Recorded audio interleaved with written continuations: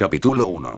En el que se hacen los planes. Texto del capítulo Mansión Potter, 26 de junio de 1994. Justo antes del amanecer, Harry Black se despertó con el suave sonido de una campanilla y se encontró en una habitación enorme. Aunque era de esperar, a Harry le pareció ligeramente sorprendente.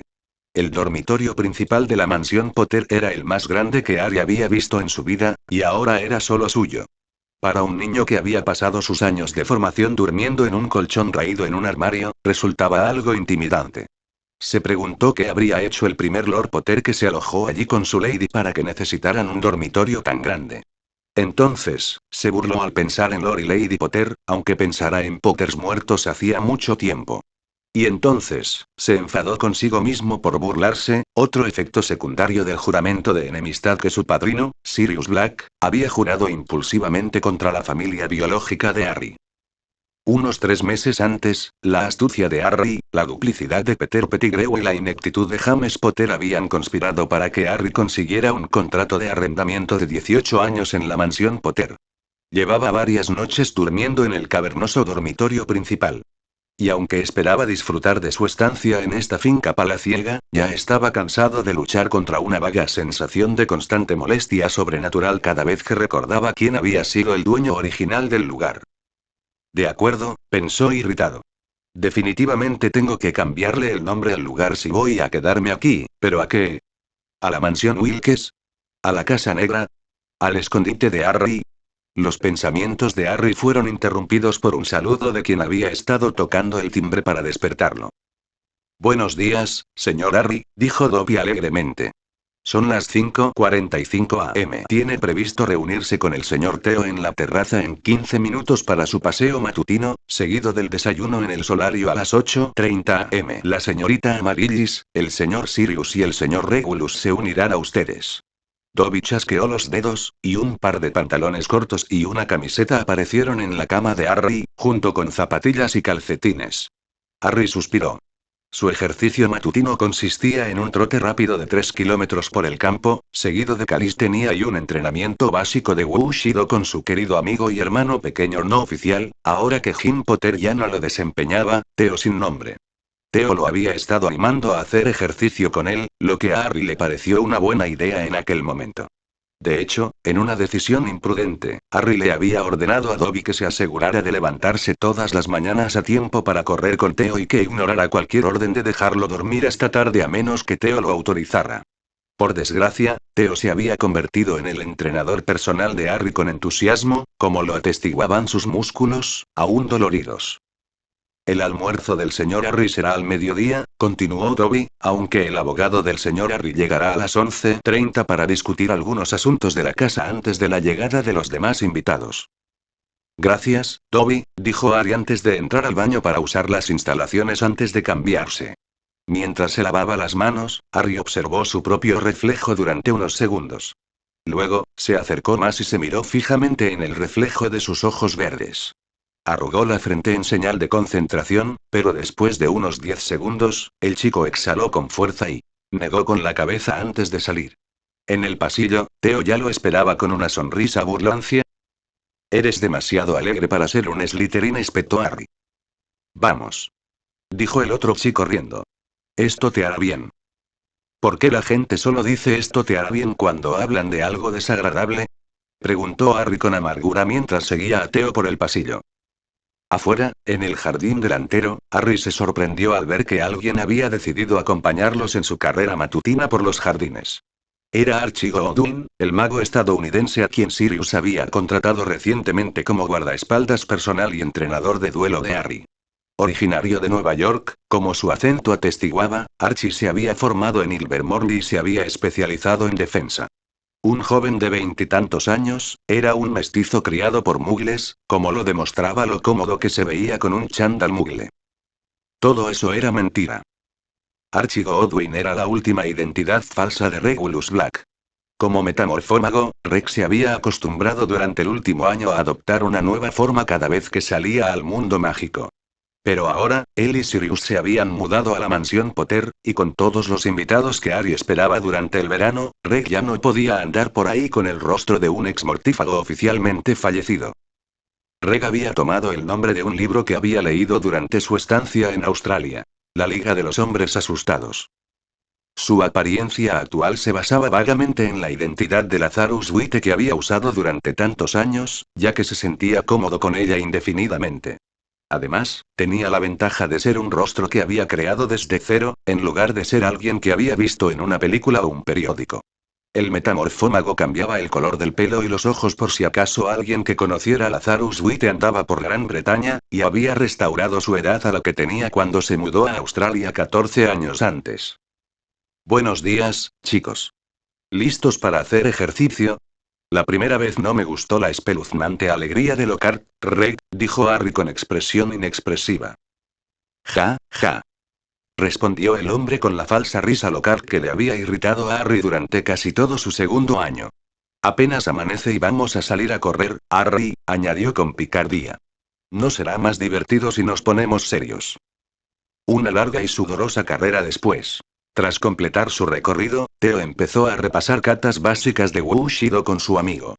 Aunque Harry podía ejecutar las katas bastante bien, todos eran movimientos de agua, y él, después de todo, era un Slytherin, aún se sentía incómodo y un poco ridículo al practicar artes marciales, incluso artes marciales mágicas.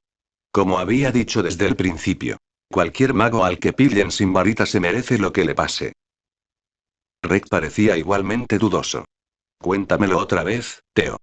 ¿Cuál es el propósito de estos movimientos? Sirven para entrenar el cuerpo a canalizar la magia internamente, de modo que uno pueda realizar acciones físicas potenciadas por la magia. Esta que estoy haciendo ahora, por ejemplo, puede hacer que mi cuerpo sea más ágil y también más fácil de esquivar. Ah, dijo el mago mayor mientras sacaba su varita. ¿Te importaría demostrármelo? Theo lo pensó un momento y asintió. Se giró para encarar a su antiguo instructor de defensa contra las artes oscuras y adoptó una postura relajada. Regulus movió su varita para lanzar un maleficio punzante dirigido al pecho del chico.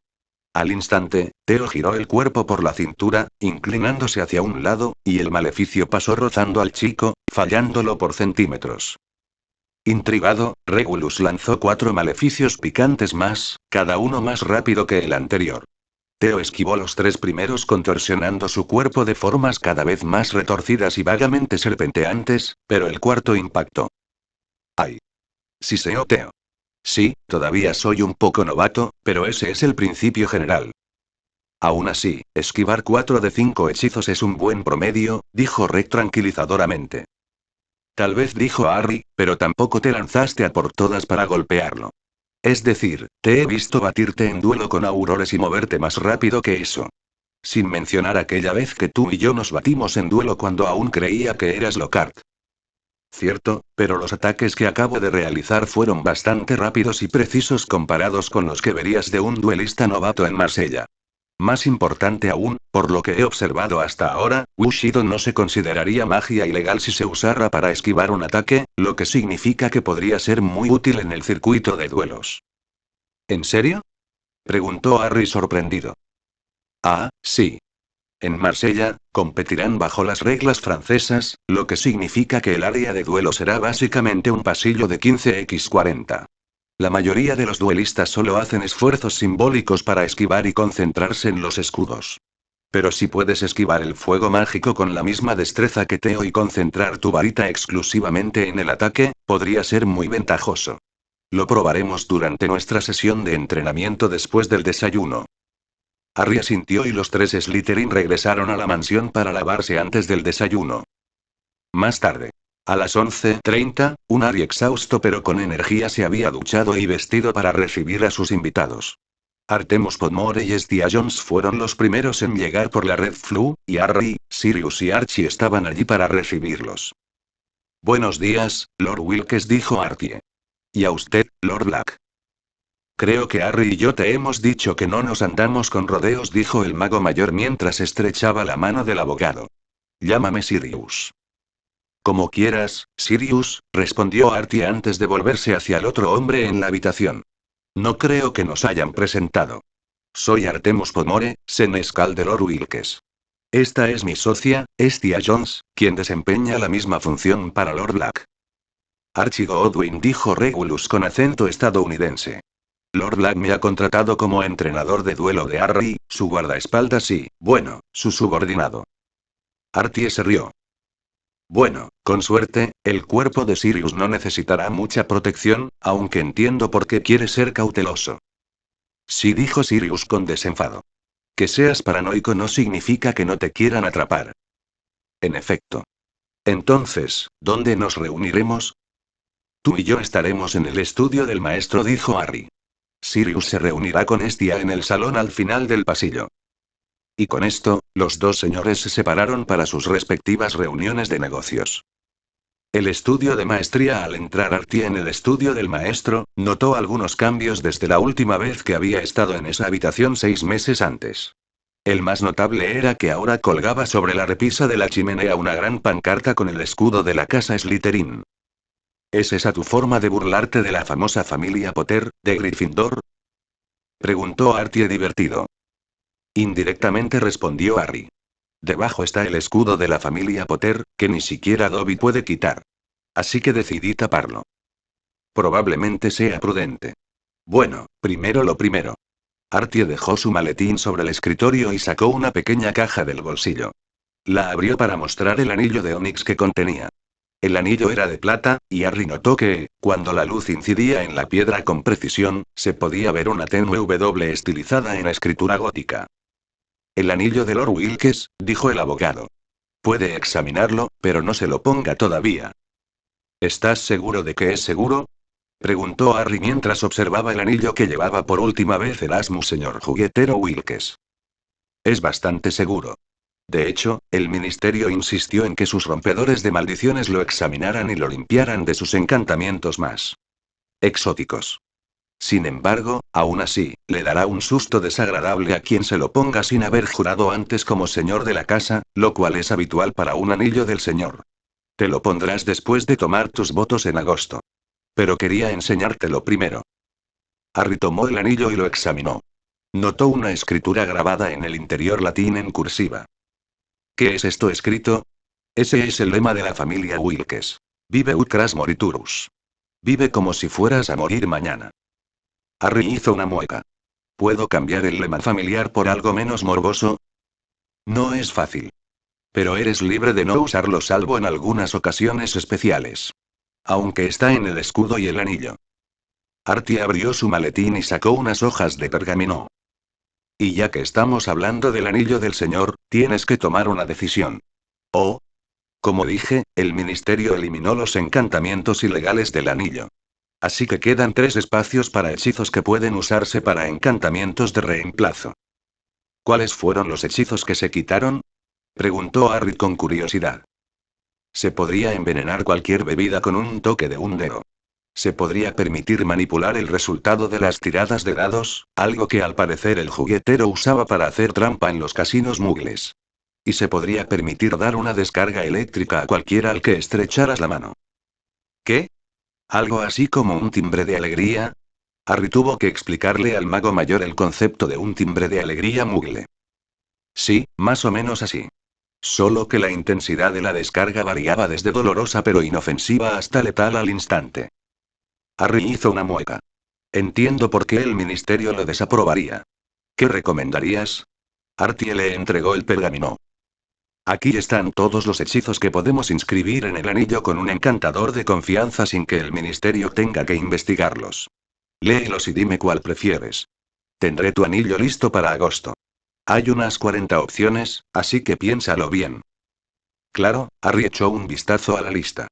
De acuerdo, de entrada, me quedo con el primero. Artie rió entre dientes. ¿El campo de detección de animagos? Sí, pensé que te interesaría. Y así fue. Después de todo, solo habían pasado unos meses desde la última vez que un animago intentó matarlo. La sala de dibujo. Así que ahí estamos con sus finanzas, Lord Black. Sirius, por favor.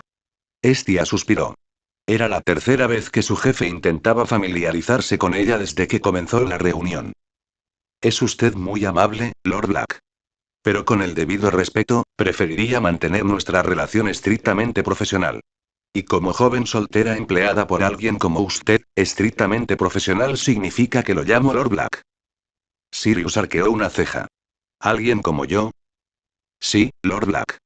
Alguien guapo, increíblemente rico, de renombre pública, un hombre mayor, pero no escandalosamente, hizo una pausa. Y, si me disculpan mi impertinencia, Lord Black, espero que sus experiencias desde Hogwarts, por terribles que fueran algunas, le hayan ayudado a madurar. Pero, francamente, tenía cierta reputación durante sus días en Hogwarts por su trato a las mujeres. Y no tengo intención de convertirme en una de sus conquistas. Ya es bastante malo que media Gran Bretaña mágica asuma que lo soy, solo por representarlo. Sirius frunció el ceño ante la acusación. ¿Fuimos juntos a la escuela? Empecé durante tu sexto año, respondió ella. Pues bien. No puedes juzgarme por los rumores escandalosos que difunden estudiantes mayores y envidiosos. Una de esas alumnas mayores celosas, Lord Black, era mi hermana, Gwen Jones, añadió Estia con frialdad. Me han dicho que guardaste su ropa interior como recuerdo. El rostro de Sirius se sonrojó. Al recordar su aventura de una noche, borracho, con la capitana del equipo de Quidditch de Hufflepuff y futura estrella de las arpías de Oliea, también recordó la acusación de Regulus del año anterior que tras su ruptura con Marlene McKinnon se había convertido en un libertino pansexual. Y se dio cuenta, para su vergüenza, de que, en realidad, había estado intentando coquetear con su senescal, una bruja capaz y muy profesional que tenía todo el derecho a esperar una relación puramente profesional. Le pido disculpas, señora Jones. No volverá a suceder. Por favor, continúe con su infieme. Ella asintió. Como decía, la situación es la siguiente: tras consolidar todas las bóvedas pendientes de sus familiares fallecidos, su patrimonio neto se estima en poco más de 78 millones de galeones, lo que lo convierte en el segundo mago más rico de Gran Bretaña, solo por detrás de Agramalech Selwyn. Gringotts aún está preparando una lista completa de todos los artefactos mágicos de las numerosas bóvedas de sus diversos familiares fallecidos. En particular, se encontraron algunos objetos muy desagradables en la bóveda de Bellatrix Lestrange cuando fue auditada la semana pasada por rompedores de maldiciones. Sin embargo, tanto su administrador de cuentas como yo creemos que la mayor parte del arsenal mágico de la Casa Black se conserva en la casa ancestral de su familia. Chevenoir.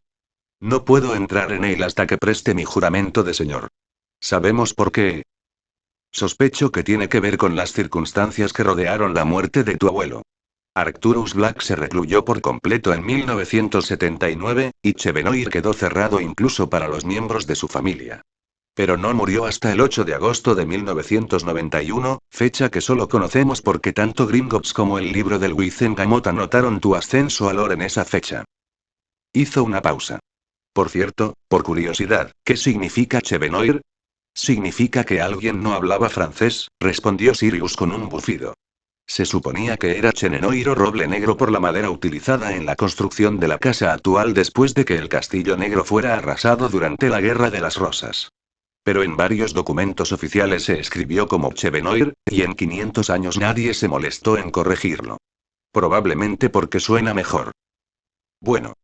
En cualquier caso, si tu salud lo permite, prestarás juramento en agosto, y entonces los pupilos de Chevenoir te responderán. Podemos inspeccionar el lugar y ver qué objetos mágicos hay después. Los dos hablaron de negocios durante 20 minutos más antes de que Sirius llegara al último asunto de su agenda. Llamó a Archie, quien había estado esperando en el pasillo todo el tiempo. Ya presenté al señor Godwin como mi guardaespaldas y entrenador de duelo de Harry.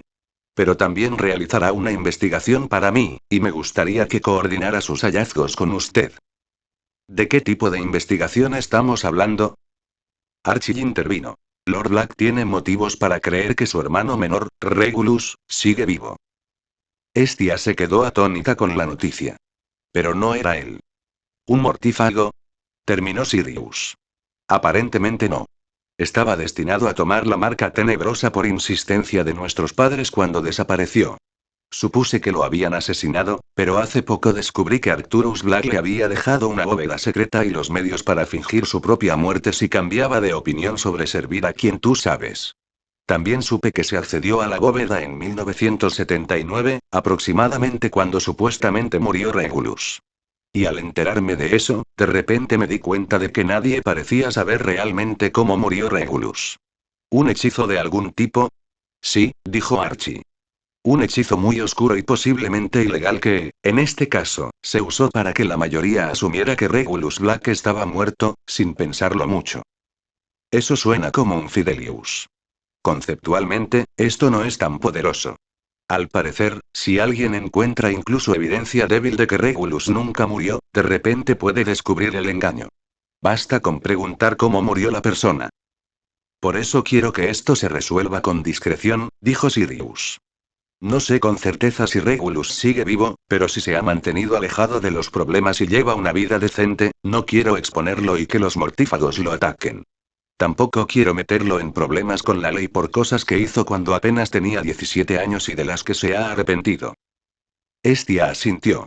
¿Y qué necesitas de mí? Si Archie puede rastrear a Regulus y él quiere regresar, necesitaré que sientes las bases legales para que lo declaren vivo y también para que lo absuelvan de cualquier cosa que haya hecho como mortífago. Dada su edad en ese momento, eso no debería ser un problema. A menos que asesinara a alguien en una redada o algo igual de grave, supongo. El ojo de Archie se movió una vez, pero no dijo nada. Más tarde en el almuerzo. Justo antes del mediodía, llegaron los otros invitados de Harry: Penélope Clearwater, Bobby Latimer y Titus Mitchell, quienes habían sido, respectivamente, delegados, premios anuales y prefecto de Slytherin durante el curso anterior. Penny era una mestiza criada por muggles, mientras que Bobby era nacido de muggles, y ambos parecían maravillados por la mansión de una familia antigua y noble. Titus también era mestizo, pero se había criado en una familia mayoritariamente mágica y se las arreglaba bien para actuar con indiferencia. De los tres, fue el único que llegó con túnicas mágicas en lugar del atuendo semiformal muggle. El almuerzo se servía en el comedor principal, pero la mesa larga había sido sustituida por una redonda más pequeña. Buttercup, la elfa doméstica que supervisaba la cocina, había preparado un excelente menú de 3 platos. Aunque apenas llevaba allí una semana, Harry ya estaba muy entusiasmado con Buttercup. Dobby le había explicado que al amo Harry le gustaba cocinar como pasatiempo, y una vez que superó la absurdidad de que un mago quisiera cocinar, asumió el papel de instructora de cocina con entusiasmo. De hecho, aunque Buttercup era tan respetuosa como cualquier otra elfa doméstica al interactuar con otros magos e incluso con Harry fuera de la cocina, durante las clases de cocina de Harry, se mostraba severa y sorprendentemente descarada. Sus gestos durante estas clases le recordaban a Arya McGonagall y Snape, de alguna manera fusionados y luego encogidos hasta 1 metro de altura. Después del almuerzo, todos se reunieron en una sala de estar donde Archie tomó la iniciativa al preguntar a los 3 solicitantes sobre su tiempo en Hogwarts y sus asignaturas favoritas. Titus, como era de esperar para un Slytherin, era aficionado a pociones y había quedado primero en esa clase. También era bastante bueno en transformaciones, aunque admitió amablemente que Bobby era mejor. Penélope habló con entusiasmo sobre su interés en alimancia y runas antiguas. Había sido la mejor de su clase en ambas, así como en encantamientos. Bobby también obtuvo buenos resultados en encantamientos y transformaciones, pero su clase favorita era defensa contra las artes oscuras. El Hufflepuff admitió con cierta vergüenza que su clase menos favorita era la de su jefa de casa, ya que sus alergias le hacían salir de las clases de herbología con los ojos rojos, los senos paranasales congestionados y, ocasionalmente, un sarpullido con picazón. Eso no le disuadió de cursar la clase a través de éxtasis, pero no tenía intención de aceptar un trabajo donde tuviera que trabajar con plantas. Eso naturalmente condujo a una pregunta sobre los objetivos profesionales de los 3 solicitantes, y todos se miraron entre sí con nerviosismo. Un trabajo en el ministerio si puedo conseguirlo, dijo Tito un tanto triste. Igual, supongo, dijo Bobby en voz baja. Si mis éxtasis son lo suficientemente buenos. Tus éxtasis estarán bien, Latimer, se burló Titus. Bien no es suficiente. Tendrán que ser espectaculares para compensar. El nacido de Muggles se detuvo allí y se sonrojó levemente. Penélope se encogió de hombros. Para ser sincera, mi familia todavía está debatiendo si emigrar el año que viene. Sirius asintió ante las respuestas. Si me disculpa la franqueza, señor Latimer, puedo suponer que iba a decir que sus éxtasis tendrán que ser espectaculares para compensar el hecho de ser nacido de Muggles. El joven dudó antes de asentir. No soy ingenuo, Lord Black. Desde mi selección, entendí que muchos magos y brujas me menospreciarían por ser nacido de mugles, pero seguía creyendo que si me esforzaba lo suficiente, podría superarlo. Pero ahora. Bobby hizo una pausa y tragó saliva. Lo busqué. Soy el primer hijo de mugles en ser elegido delegado desde 1946. Y también soy el primer delegado desde entonces que no tiene un trabajo de su elección esperándolo inmediatamente después de graduarse. Penélope y Titus están en la misma situación.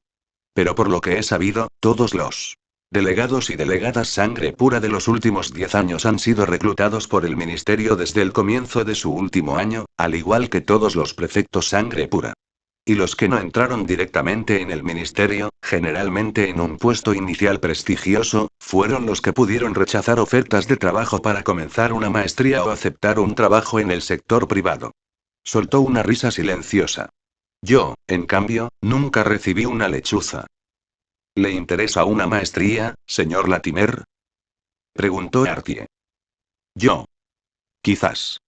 O defensa contra las artes oscuras o transformaciones. Pero lo que realmente me interesa es la política. Por desgracia, ya es bastante difícil encontrar un maestro dispuesto a aceptar un aprendiz que no puede pagarle, y mucho menos hacerse un hueco en la política del Wizengamot siendo hijo de mugles de una familia pobre. Ahora mismo, solo espero encontrar un trabajo que me permita ahorrar algo de dinero para quizás pagar una maestría más adelante. Creo que podemos ayudarte con eso, Latimer, dijo Harry con una sonrisa. Artie lo sustituyó.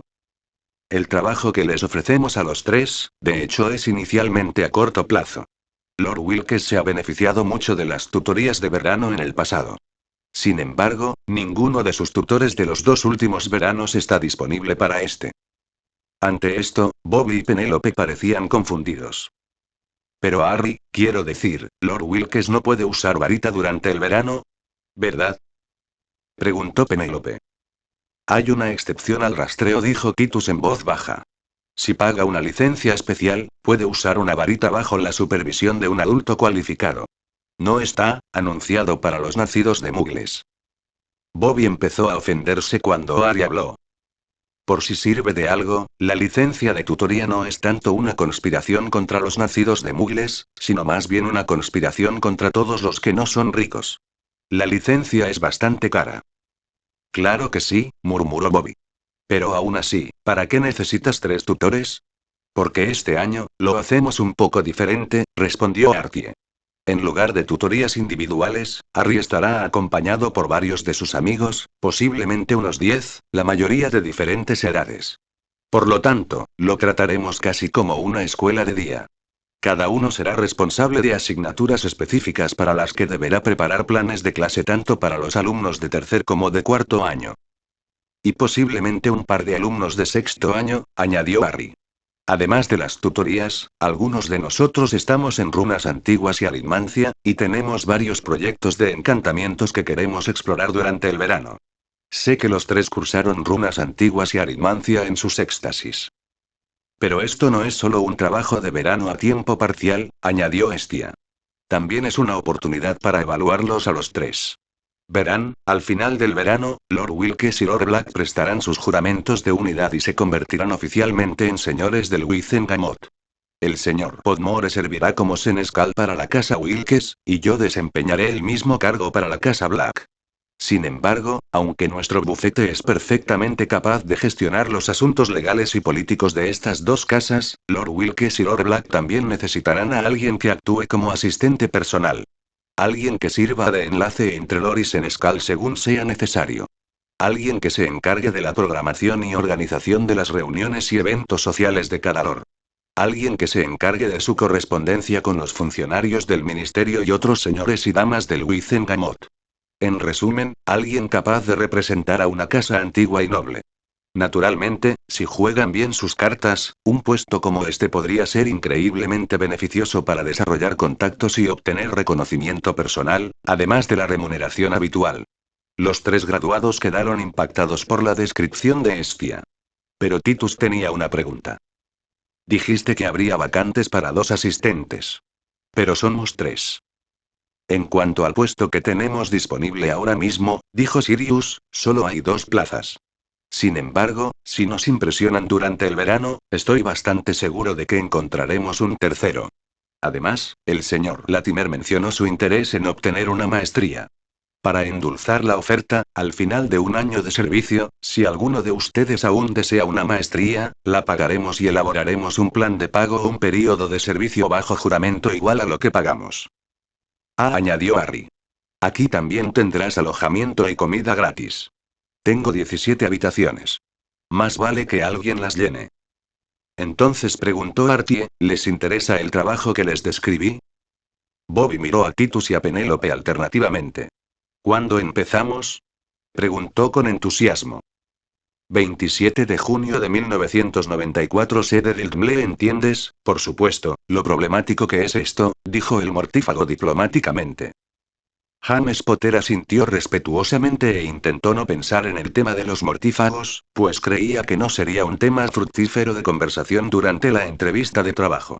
Aún no tenía ni idea de qué pretendían Fudge y Bones al nombrar a alguien como Corban Jaxley como director del TMLE. Claro que, dadas las decisiones de contratación de James en el pasado, tenía poco margen de queja.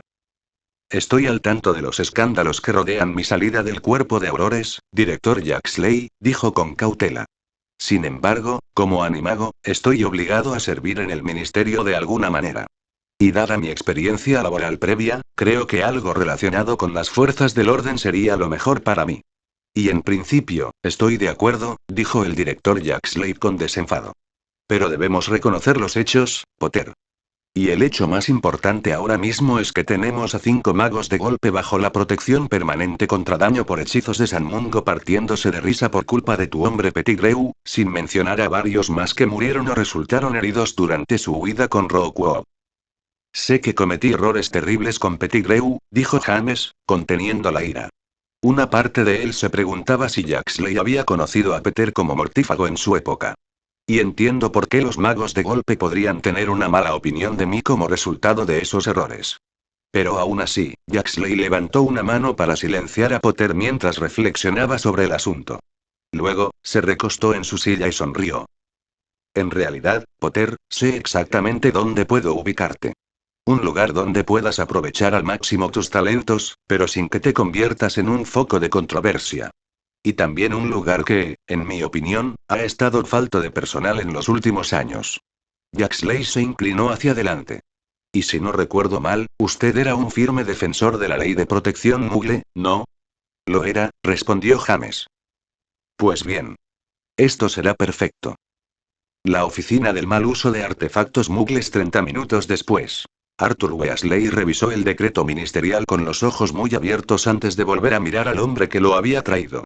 Quizás la última persona que hubiera esperado que aceptara un puesto de principiante en el departamento menos popular del ministerio estaba ahora frente a su escritorio con una pequeña caja de material de oficina y la expresión más alegre que le era posible fingir. Bueno, esto es. Sin duda. Una sorpresa, dijo Arthur con cierta debilidad. Pero. ¿Está seguro de que este puesto le sentará bien, Lord Potter? Por supuesto, dijo James, aunque su sonrisa forzada se tornó ligeramente dolorosa. Y por favor, mientras esté aquí, olvídate de que soy el señor de algo.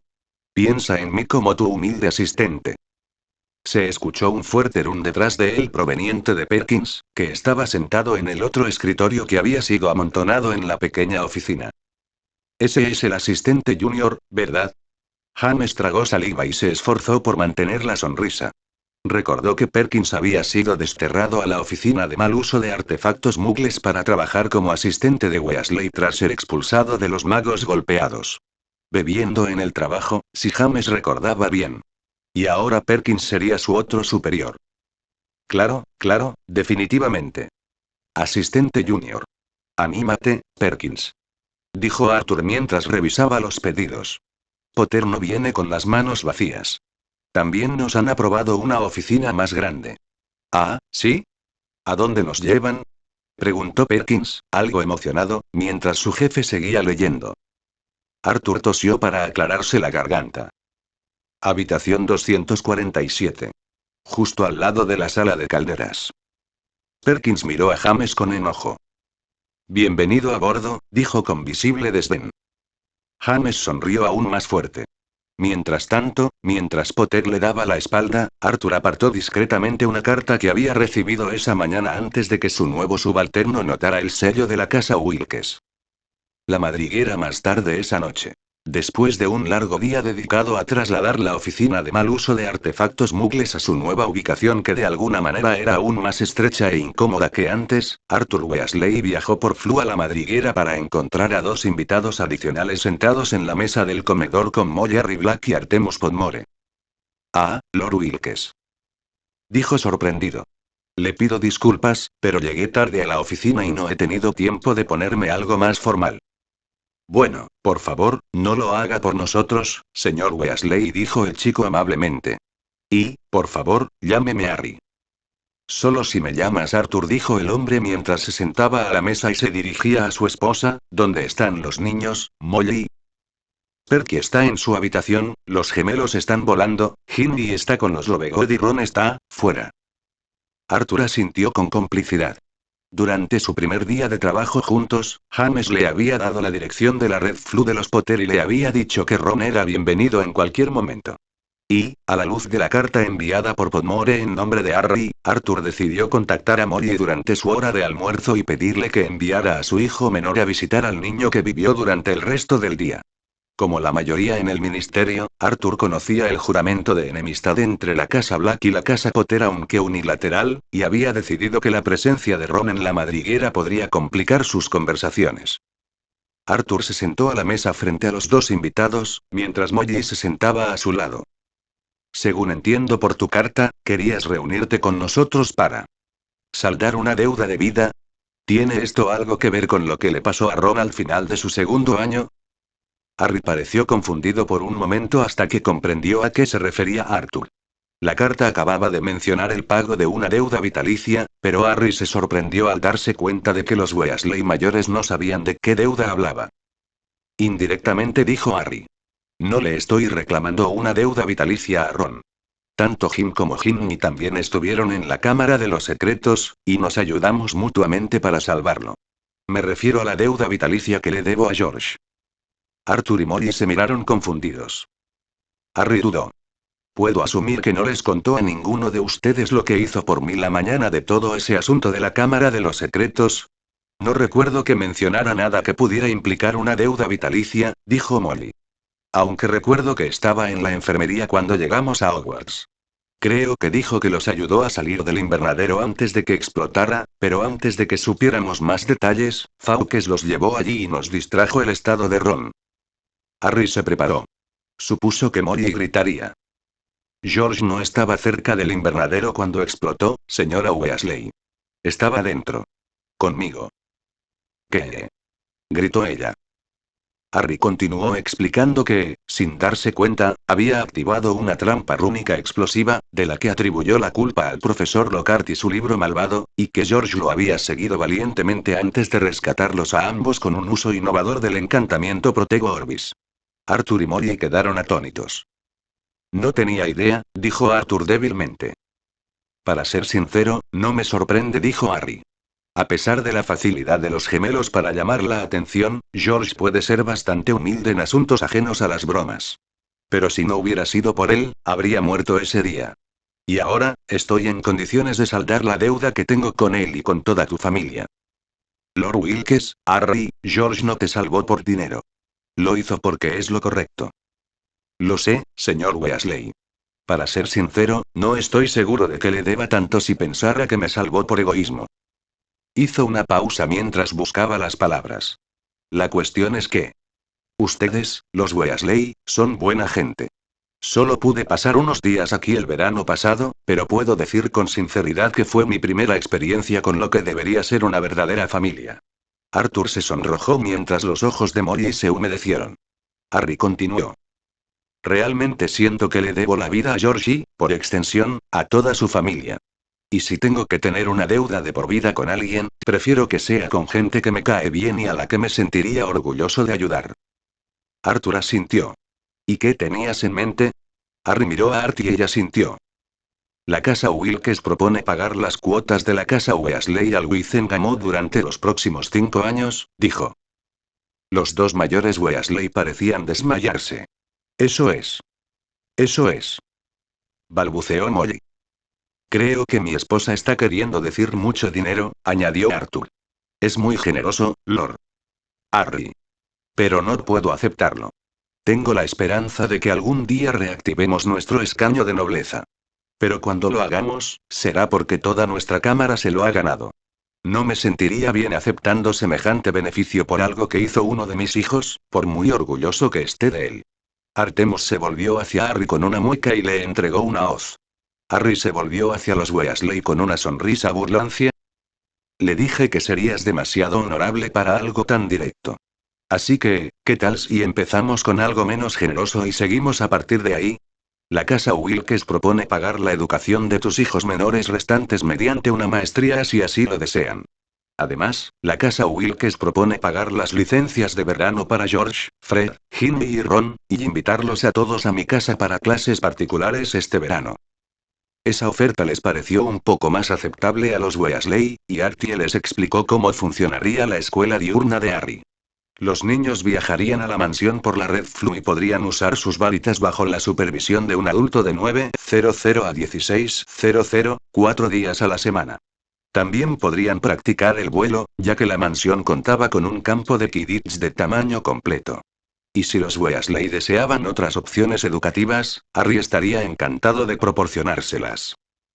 Ten en cuenta que esto no es para saldar la deuda debida, añadió Harry.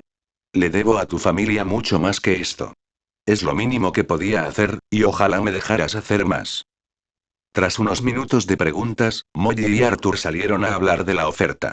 Mientras no estaban, los gemelos entraron por la puerta trasera.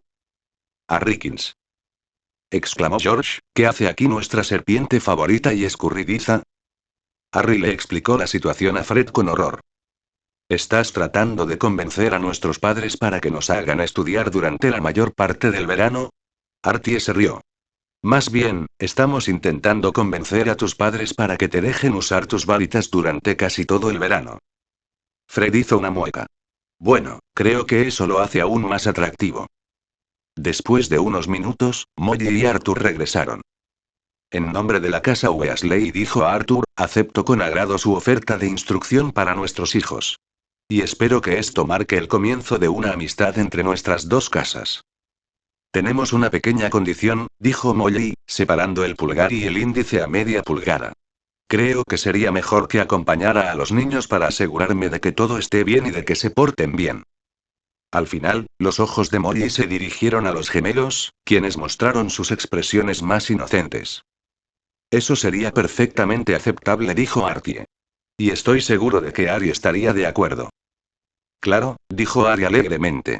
De hecho, no era aceptable en absoluto porque si Molly observaba, los gemelos no tendrían la libertad de experimentar. Y Harry tenía bastantes sugerencias para futuros experimentos.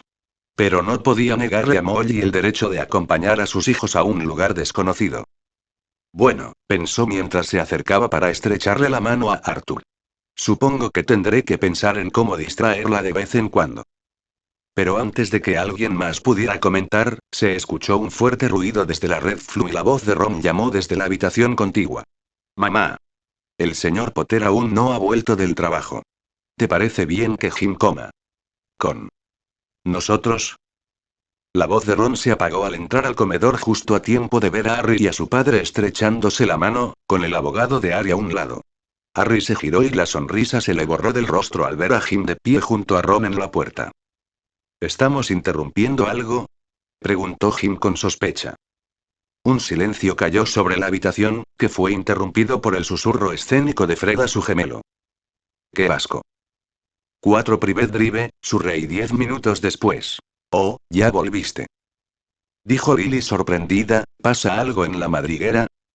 Sí, respondió Jim distraídamente mientras se quitaba los polvos Flu de los hombros. Están teniendo una reunión familiar. Así que supongo que comeré aquí después de todo. Lily estudió el rostro de Jim. ¿Qué pasó? No es nada. Jim interrumpió a Lily con firmeza. El niño que vio suspiró con fuerza. Harry estaba allí.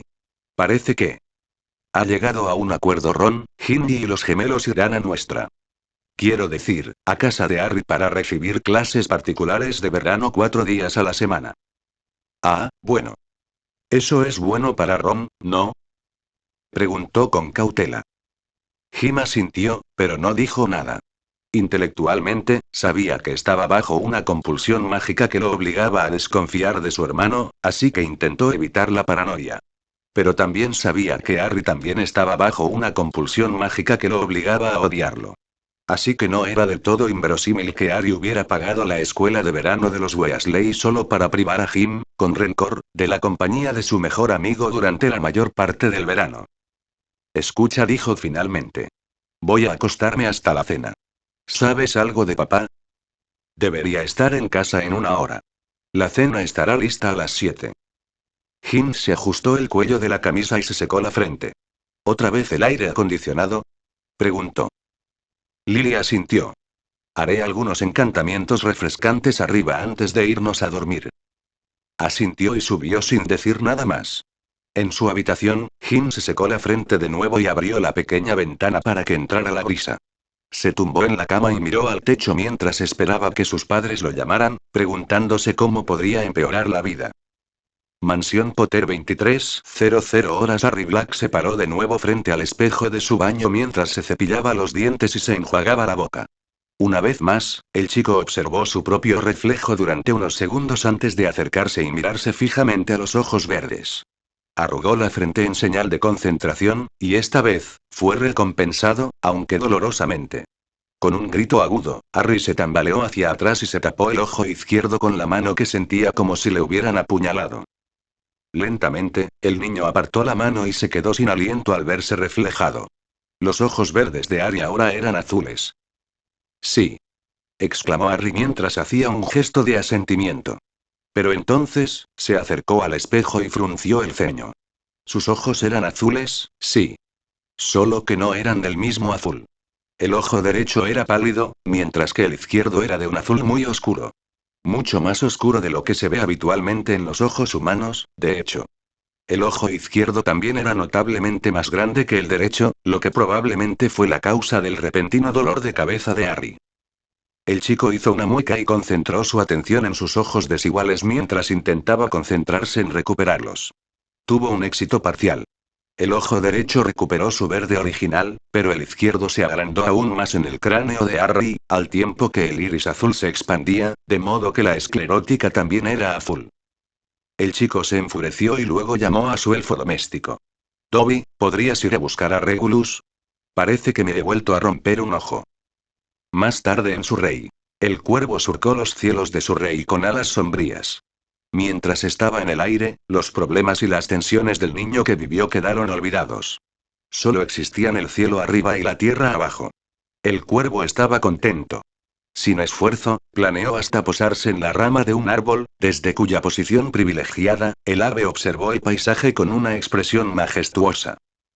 Entonces, Jim se despertó de su sueño. E inmediatamente siseó de dolor, pues su cama se volvió repentinamente incómoda. Abrió los ojos y levantó la cabeza para mirar a su alrededor. Oh, muchacho, murmuró nervioso. Su nerviosismo era una reacción predecible al despertar en circunstancias desconocidas. En esta ocasión, Jim Potter se despertó y descubrió que no estaba en su cama, sino tumbado en una rama gruesa a media altura de un árbol en el jardín trasero de alguien. No sabía de quién era el árbol ni el jardín, salvo que no era el suyo. Lo que complicó aún más la velada de Jim fue el hecho de que estaba completamente desnudo. Con cautela, el niño bajó del árbol y rodeó la casa sigilosamente. Para su alivio, el letrero de la entrada decía Private Drive. Por desgracia, el número del letrero era el 33 en lugar del 4, lo que significaba que Jim tenía un buen trecho por delante. Tras sacar una caja de cartón vacía de un contenedor y convertirla en algo un poco menos humillante que la desnudez total, emprendió el regreso a casa. Los primeros rayos del amanecer apenas asomaban en el horizonte cuando llegó. Había sido una carrera rápida y menos embarazosa de lo esperado. Jim solo tuvo que esconderse entre los arbustos cercanos 3 veces para evitar ser visto por los coches que pasaban. De vuelta en el número 4, Jim se escabulló hacia la parte trasera y miró hacia la ventana abierta de su dormitorio. Luego, tras quitarse el taparrabos improvisado de cartón, se concentró un momento en respirar antes de correr directo a la pared trasera y trepar por el enrejado con facilidad. Por desgracia, Jim pensó que estaba a salvo, pero se lo negaron. Acababa de agarrarse al alféizar de la ventana de su habitación y estaba a punto de entrar cuando la ventana se cerró de golpe, casi rozando los dedos del niño. Con un grito de sorpresa, Jim cayó hacia atrás y se soltó del alféizar. Mientras caía, Jim se retorció en el aire para ver el suelo acercándose. Pero entonces, justo antes de que su cara tocara el suelo, Jim se deslizaba repentinamente por la hierba. Con un potente aleteo, el cuervo alzó el vuelo y luego trazó un arco de vuelta con gracia hacia la casa. El ave extendió las alas para planear y aterrizar, pero fueron las patas descalzas de Jim las que tocaron la hierba. El niño se miró las manos con asombro. Estaba seguro de que hacía un segundo habían sido alas. Volvió a mirar la ventana un instante antes de cerrar los ojos, concentrado. Por desgracia, tras 10 segundos de esfuerzo, Jim no logró encontrar el interruptor psíquico que le permitiera transformarse intencionadamente en animago. Lo bueno era que parecía poder cambiar por reflejo para evitar lastimarse o algo peor por una caída. Por desgracia, también parecía poder transformarse inconsciente para volar dormido. El chico hizo una mueca y negó con la cabeza antes de correr de nuevo hacia la pared del fondo. Subió con la misma facilidad que antes y luego se subió con cuidado al alféizar de la ventana. Para su alivio, la ventana se abrió con facilidad y Jim entró, su pequeña aventura de desnudez pública finalmente había terminado. Su pijama estaba amontonado sobre la cama, y se vistió rápidamente antes de volver a la cama. El reloj de su mesita de noche marcaba las 5:15. Mientras Jim Potter se volvía a dormir, no pudo oír la única palabra susurrada que flotaba en el aire, a pesar de que no había nadie presente que la hubiera pronunciado. Fenómeno. Capítulo 2. Marsella, con una notas. Ver el final del capítulo para las notas. Texto del capítulo 28 de junio de 1994, 4 Privet Derive 13:30 horas. Apuesto a que si suplicara lo suficiente, podría convencer a mamá y papá de que me dejaran no ir a la escuela de verano, dijo Ron con desdén en sus últimas 2 palabras. Jim se rió. A Ron aún le faltaba una semana para que empezaran sus clases de verano patrocinadas por Harry Black, así que había conseguido permiso para ir a ver a Jim después de terminar sus tareas matutinas. En ese momento, el niño que vivió y su mejor amigo estaban en el patio trasero del número 4 de Privet Drive practicando sus catas. Vamos, amigo, dijo su amigo. Tus padres nunca rechazarían la oportunidad de que te entrenaras con varitas este verano. Seguro que estarás entre los 10 mejores el año que viene, dado lo mucho que mejoraste solo por pasar el verano pasado en Shambhala. Para ser sincero, me avergüenza no haberle pedido a papá que te pagara la licencia de varita para que pudiéramos entrenar juntos cuando. Su voz se apagó abruptamente. Cuando mi familia era rica, así iba a terminar esa frase. Aún así respondió Ron, odio que te quedes aquí solo todo el verano. ¿Hay algo que hacer aquí en el pueblo Mugle? Jim se encogió de hombros. Todavía no he ido a explorar. Creo que a mamá le preocupa que diga o haga alguna estupidez que infrinja el estatuto del secreto. ¿Cómo? Soy un sangre pura, y al menos sé cómo ir caminando a la tienda de la esquina sin provocar un incidente internacional. Jim se rió. No es tan malo. Fui con mamá y papá al supermercado la otra noche. Nunca había visto uno. Siempre había dado por sentado que los elfos domésticos lo hacían todo de la nada. Y el sábado vamos a Londres a comprar más ropa Mugle. Suena emocionante. Ah, cállate, dijo Jim en respuesta a la sonrisa de Ron. Ahora vivo la vida Mugle. Tengo que divertirme donde pueda. Ajá, dijo Ron dubitativo, ¿ha pasado algo interesante desde que te mudaste? Ante eso, el rostro de Jim se tornó pensativo. Miró hacia la casa para asegurarse de que Lily no estuviera mirando por la ventana trasera. Bueno, estoy bastante seguro de que anoche me convertí en cuervo, dijo finalmente. Ron parpadeó un par de veces. De acuerdo. Es una expresión Mugle rara que nunca había oído. ¿O estamos hablando de un cuervo de verdad? Esto último, respondió Jim antes de contarle su aventura de la noche anterior. Ron no pudo evitar reír. Espera, te despertaste desnudo en un árbol. SHHH. Susurró Jim. Mamá y papá no lo saben. Bueno, si te estás transformando sin control en animago, ¿no crees que deberías decírselo? O al menos decírselo a tu padre, ya que él sí es un animago. Jim apartó la mirada. Fue una especie de impulso cuando terminé con el ritual que Remus me hizo.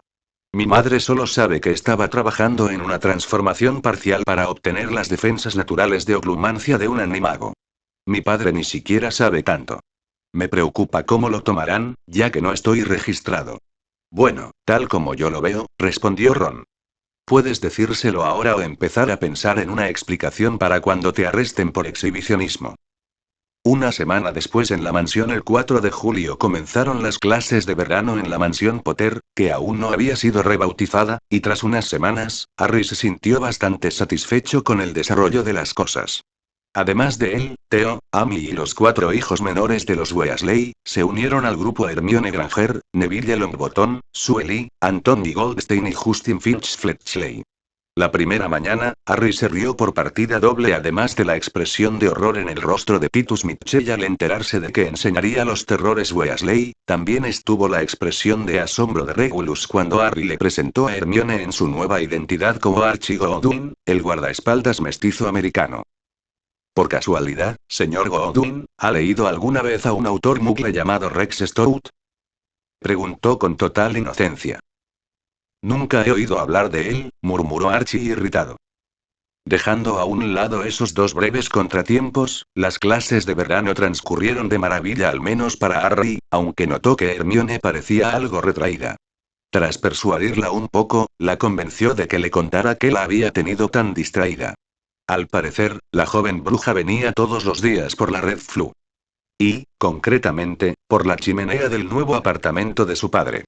El señor y la señora Granger seguían trabajando juntos como dentistas, pero al parecer habían llegado a la fase de separación de prueba de su divorcio a cámara lenta. El señor Granger, que parecía retomar su herencia Skip con entusiasmo, había conseguido una conexión por Red Flue para su nuevo hogar. Hermione se quedaba con él entre semana y con su madre los fines de semana, algo que entristeció a Harry, aunque no veía forma de consolar a su joven amigo. Al tercer día, Harry había logrado distraer a Molly Weasley de su observación incisiva de Fred y George presentándole a Buttercup y su cocina personal. En una semana, Harry había cerrado un trato con los Weasley para que los bocados mágicos de Molly pudieran usar gratuitamente ese espacio, y también el de los elfos domésticos Potter, una vez que terminaran sus tareas en la mansión. De hecho, Harry había ofrecido el espacio gratis, pero Molly había insistido en un contrato de alquiler, por lo que él recibiría un pequeño porcentaje de las ganancias generadas por la comida que ella preparara para sus clientes en la mansión. Como extra, también la contrató personalmente para el catering de la gala de cumpleaños de Jim Potter, aunque este año no estaría presente para presenciarla. La cocina no era la única parte de la mansión Potter que Harry había subarrendado. Aunque los acuerdos eran mucho más informales, una gran sala se había cedido al grupo Goldstein que estaba buscando maneras de perfeccionar y comercializar los ojos espías y otras sortilegios Weasley y la tienda de bromas que los gemelos proponían. ¿Qué son los Weaces?, preguntó Harry. Es una palabra que empieza con W, respondió Fred encogiéndose de hombros. Georgie pensó erróneamente que era una palabra muggle para chistes. La idea, añadió George con irritación, era que nuestros productos fueran tan graciosos que te partieras de risa al verlos en uso. Y, en fin, íbamos a llamarlos maravillas mágicas de los Weasley, pero al parecer ya existe una empresa llamada Wonder Witch que vende pociones de amor de imitación baratas, y tienen fama de demandar a cualquiera que venda una poción con maravilla en el nombre. Quizás lo cambiemos si se nos ocurre algo mejor. Pero a pesar de todo el esfuerzo que sus compañeros dedicaban a las actividades de verano, era Harry quien más se esforzaba. Recibía 8 horas de instrucción mágica con sus tutores contratados de lunes a jueves, 2 horas de acondicionamiento físico y Bushido por la mañana y 2 horas de práctica de duelo después de cenar. El fin de semana, Harry también pasaba varias horas al día trabajando con Regulus para desarrollar sus poderes metamórficos, y para finales de julio, podía cambiar el color de sus ojos sin problemas y mantener el nuevo look indefinidamente. Sin embargo, remodelar su cabello, por no hablar de cambiarle el color, era más exigente, y aunque Harry podía hacer desaparecer su cicatriz, hacerlo le causaba dolores de cabeza y solo podía hacerlo durante 20 minutos antes de que la cicatriz del rayo volviera. Finalmente, Harry seguía reuniéndose con el profesor Snape todos los domingos por la tarde para entrenarse en oclumancia y legeremancia. Además de ayudar a perfeccionar las habilidades que Harry ya poseía, Snape introdujo 3 conceptos nuevos. El primero fue el Advocatus Diaboli, una técnica para crear una personalidad secundaria capaz de ofrecer consejos y opiniones en su mayoría imparciales. Sin embargo, para sorpresa de Harry, Snape se mostró sorprendentemente evasivo cuando el chico le preguntó sobre su propio Advocatus. Supuso, dados los antecedentes de Snape, que probablemente se basaba en un mortífago o en alguien que Harry pudiera desaprobar. La segunda técnica se llamaba supresión neural, y consistía en desactivar temporalmente los receptores del dolor para que el oclumante pudiera seguir funcionando incluso estando herido. Desafortunadamente, no lo protegía de fuentes mágicas de dolor como el Cruciatus, pero sí le permitía seguir funcionando a pesar de sufrir daños físicos debilitantes. Finalmente, Snape comenzó formalmente la instrucción básica sobre detección de protecciones, un concepto que había introducido durante el verano posterior al primer año de Harry. La detección de protecciones era, de hecho, la forma más común de legeremancia, ya que se esperaba que todos los rompedores de maldiciones, encantadores y diseñadores de hechizos la dominaran. Si era así, no querían morir horriblemente por una magia peligrosa que no habían reconocido. Tras 3 semanas de intenso estudio, Harry estaba listo para un descanso. El 23 de julio, Harry, Theo y Neville acompañados por Archie Godwin se dirigieron al aeropuerto de Heathrow, donde se reunieron con Justin Finch Fletchley y sus padres. Poco después, todos abordaron el Learjet, propiedad de la adinerada familia de Justin, para un viaje de una semana a Marsella. En su ausencia, los demás estudiantes disfrutarían de una semana libre de estudios. Mientras tanto, Sirius se quejaba de no poder acompañar a Harry, pero Andromeda Tonks se puso firme y le negó rotundamente el permiso para salir del país. Y mucho menos en un maldito aparato volador mugle. Espetó, ¿quién sabe qué efecto podría tener en ti? ¿O qué efecto podría tener tu magia en un avión si empieza a fallar mientras estás a 1 kilómetro de altura? De camino al sur de Francia, Justin y sus padres eran plenamente conscientes de que la mayoría de sus invitados nunca habían viajado en avión. Archie Godwin tenía clara experiencia con los viajes aéreos mugles, pero los 3 jóvenes magos reaccionaron a estar en un avión con distintos grados de emoción y terror. Mucho antes de lo que ninguno de los magos hubiera imaginado, el avión aterrizó en el aeropuerto de Marsella, donde los recibió Gunther Gris y la furgoneta que había alquilado para la ocasión. Al salir la furgoneta del aparcamiento del aeropuerto, Harry vio el cartel delante de las instalaciones. «Pensé que había una S al final de Marsella», preguntó en voz alta. «Sí, en la ortografía británica sí», dijo el señor Finch Fletchley amablemente. «Por supuesto, añadir una S muda a un topónimo francés que los francófonos no usan es quizás lo más británico del mundo». Justin se rió, pero su padre tuvo que explicarles a los otros jóvenes magos sobre la tradicional rivalidad entre Gran Bretaña y Francia, ya que Theo y Neville no sabían literalmente nada sobre este último país y Harry solo sabía que admiraba a los franceses por su cocina. Más interesante que la lección de historia, al menos para Harry, fue la naturalidad con la que el señor Finch Fletchley la impartió. En sus 2 interacciones previas con los padres de Justin, ambos parecían estar afectados por la misteriosa maldición que Harry había padecido durante la mayor parte de su vida, la maldición que provocó que los mugles desarrollaran una intensa y profunda antipatía hacia él. Para su sorpresa, Harry no percibió ninguna animosidad por parte de los mugles ese día. Se preguntó qué habría cambiado y decidió hablar con Snape al respecto a su regreso a Gran Bretaña.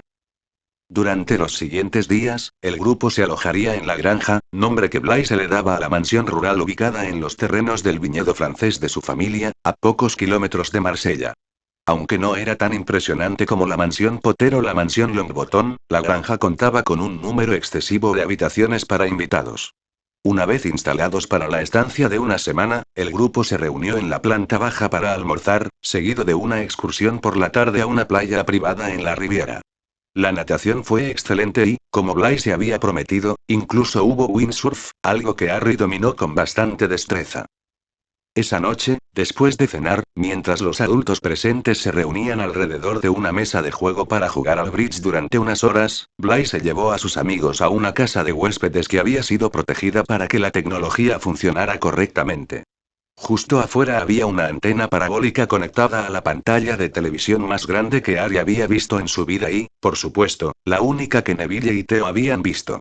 Incluso Justin estaba impresionado. Y también contento, pues había traído la primera película que los chicos verían desde la colección de su padre en Edimburgo. ¿Entonces ese es James Bond? Preguntó Harry. Sí, respondió Justin. Bueno, uno de ellos. Creía que este Bond era uno de los buenos. Exclamó Neville escandalizado. Está golpeando a una pobre viuda el día del funeral de su marido. No, Neville dijo a Harry, que seguía la trama mejor que sus amigos criados por magos. La viuda es en realidad el tipo que se supone que está muerto. Es un villano y organizó un funeral falso para despistar a sus enemigos disfrazándose de su propia esposa. ¿Ah, sí? Preguntó Theo, dubitativo, ¿es algo que los muggles suelen hacer? ¡Guau! Interrumpió Neville antes de que alguien pudiera responder, los muggles pueden volar. Además de en un avión. Eso se llama mochila propulsora, explicó Justin, mientras de fondo sonaban trompetas y Tom Jones presentaba el tema de Operación Trueno. Los muggles sí las tienen. Pero no es una forma eficiente de viajar. Piénsalo como una mochila que puede generar un ventus continuo por la parte inferior.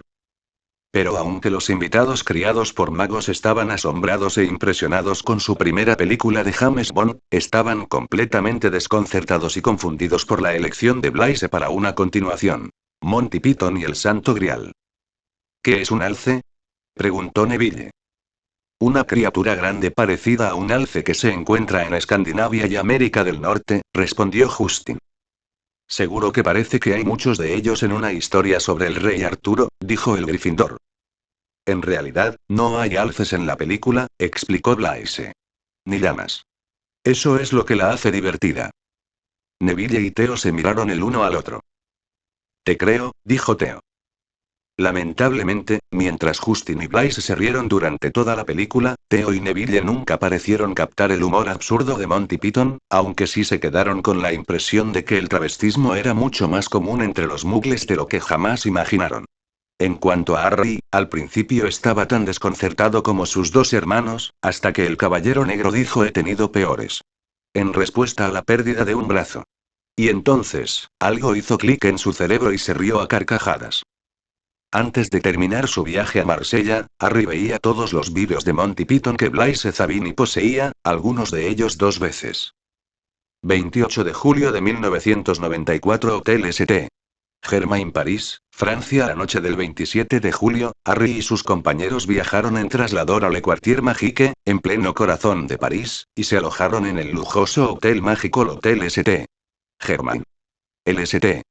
Germain, además de ser uno de los hoteles mágicos más famosos del mundo, también fue sede del 328.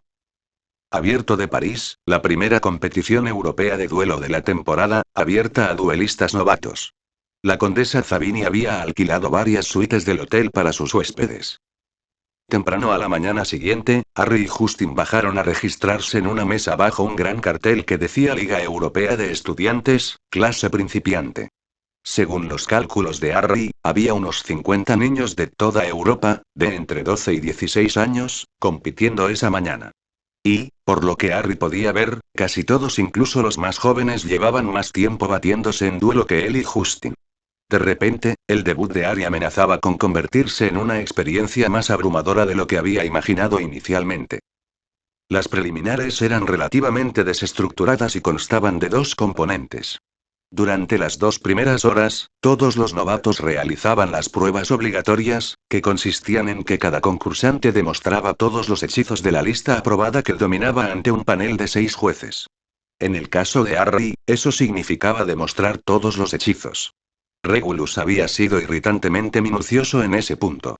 Hubo algunos concursantes más jóvenes que simplemente no conocían suficientes hechizos para superar las pruebas obligatorias y, por lo tanto, fueron eliminados, pero la mayoría de los que habían asistido a esta competición sabían a qué se enfrentaban y dominaban suficientes hechizos para pasar la primera ronda. A continuación, a cada novicio restante se le asignó un horario de duelo para el resto de la mañana. Todos los encuentros se celebrarían en el gran salón de baile del hotel, un espacio enorme el doble del tamaño del gran comedor de Hogwarts, ocupado actualmente por 8 espacios rectangulares de duelo, con espacio para espectadores por todos lados. Había asientos adicionales en plataformas elevadas a lo largo de cada pared para que los espectadores pudieran ver todos los encuentros simultáneamente si así lo deseaban. El horario de Harry no mencionaba a ningún oponente por su nombre. Simplemente le dieron una lista de 5 franjas horarias, así como el número del espacio de duelo donde se celebrarían sus duelos al mejor de 3. No sabría quién era su oponente hasta justo antes del inicio del siguiente duelo. Estos duelos preliminares se basaban en puntos, lo que significa que cada duelo contaría con 3 jueces que evaluarían a los duelistas en términos de habilidad, aplomo y profundidad en el lanzamiento de hechizos. Los 16 mejores novatos serían clasificados para un torneo de eliminación directa que comenzaría esa misma noche. Si bien ganar un duelo otorgaba muchos puntos, no era el único factor. Después de todo, eran novatos, y la suerte sería un factor decisivo en muchos de los duelos de esa mañana. Harry y Justin chocaron los puños para pedir suerte antes de partir a sus duelos de la primera ronda. Poco después, el nerviosismo de Harry empezó a disiparse, pues su primer oponente fue un mago alemán llamado Horst. Su apellido fue revelado, pero a Harry le resultó impronunciable. Horst era un corpulento niño de 12 años que acababa de terminar su segundo año en Beaux Batons, y su falta de experiencia se notaba. Harry lo derribó con bastante facilidad en 2 rondas seguidas sin siquiera tener que dilatar. Los 2 siguientes oponentes también cayeron, aunque no tan fácilmente como el pobre Horst.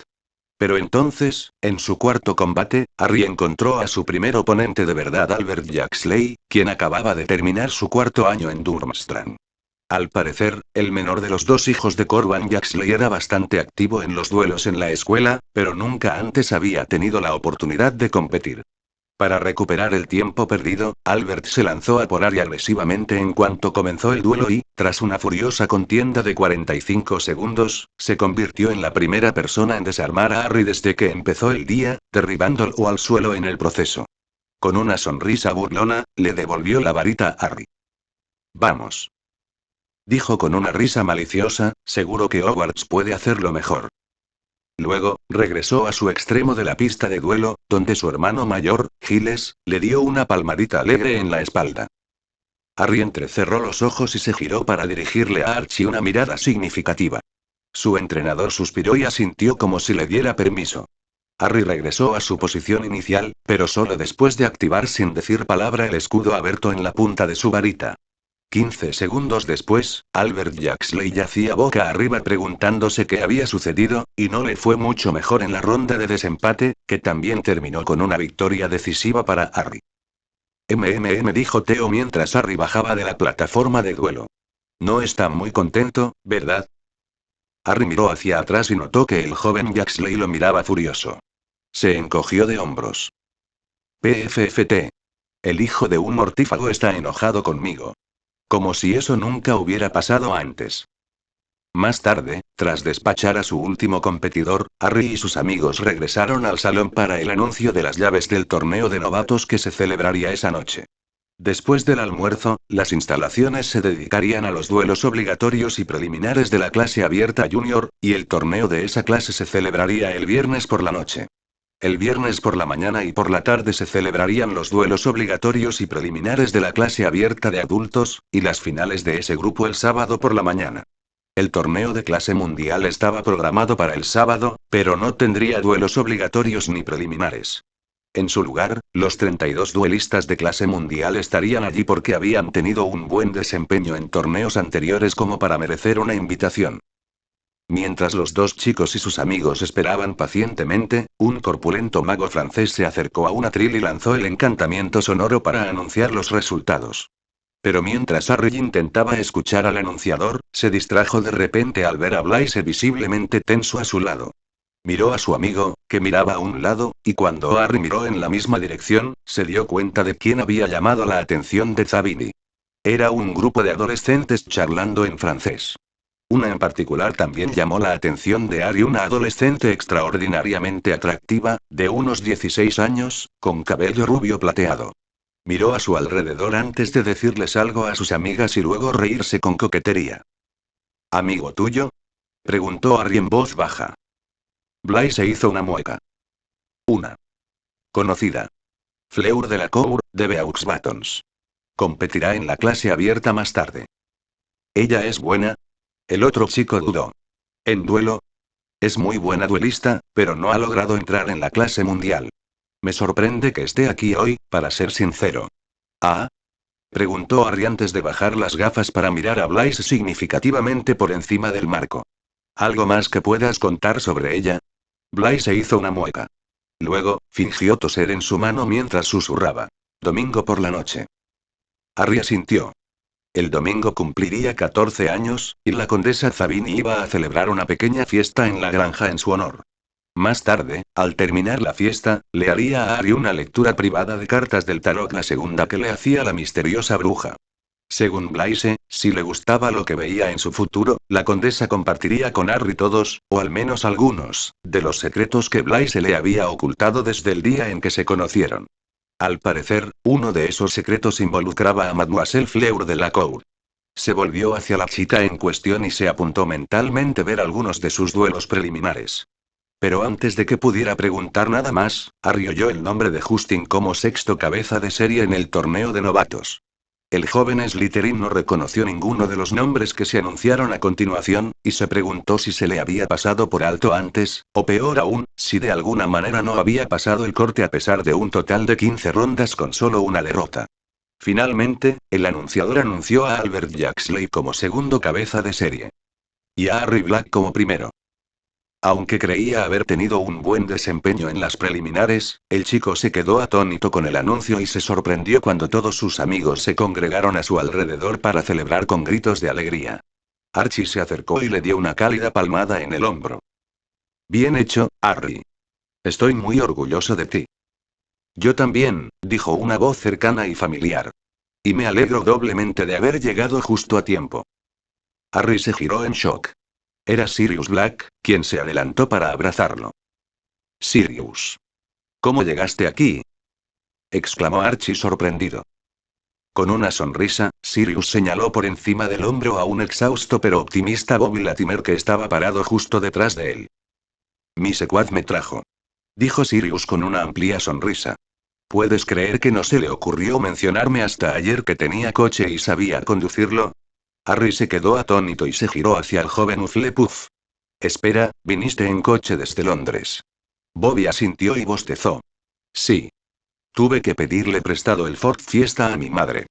Salimos sobre las 4:00 am, hora de Londres, y tomamos el ferry de Dover a Calais. Nos costó mucho café solo, pero llegamos. Así es, dijo Sirius alegremente. Aunque antes de regresar, quizás tenga que instalarle algunos encantamientos de expansión espacial.